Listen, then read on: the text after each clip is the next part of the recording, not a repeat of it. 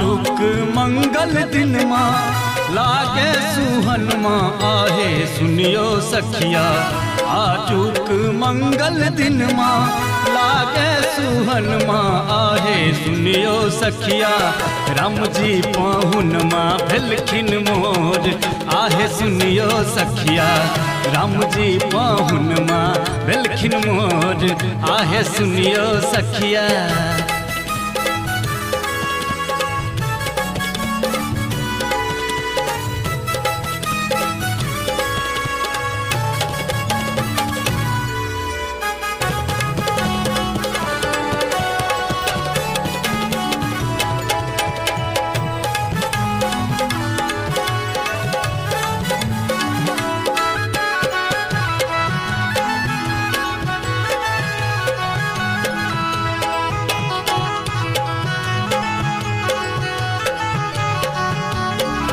बाजे भजन माँ आजू जनक नगरिया आहे सुनियो सखिया। बाजे भजन माँ आजू जनक नगरिया आहे सुनियो सखिया। सिया दय के भेटल सुंदर बर आहे सुनियो सखिया। राम जी पाहुन माँ भेलखिन मोर आहे सुनियो सखिया।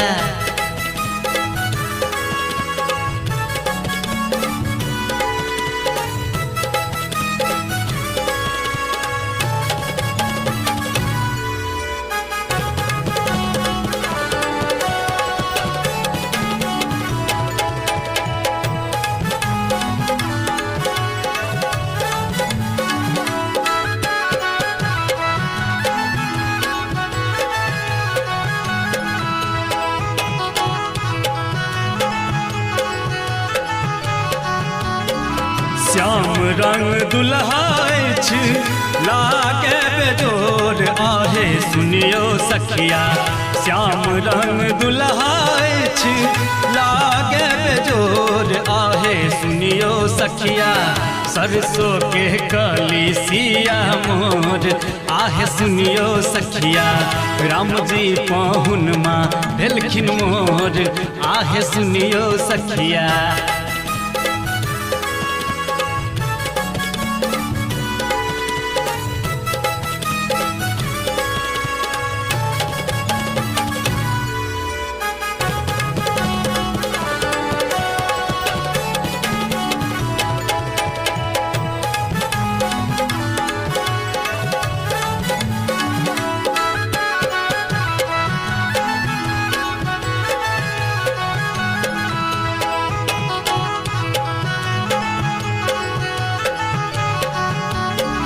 माथे मन मोरी शोभे चानन लीलार आहे सुनियो सखिया।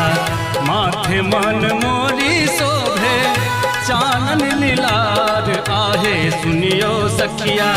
मिथिला में भेले सगरो सोर आहे सुनियो सखिया। राम जी पाहुन माँ भेलखिन मोर आहे सुनियो सखिया।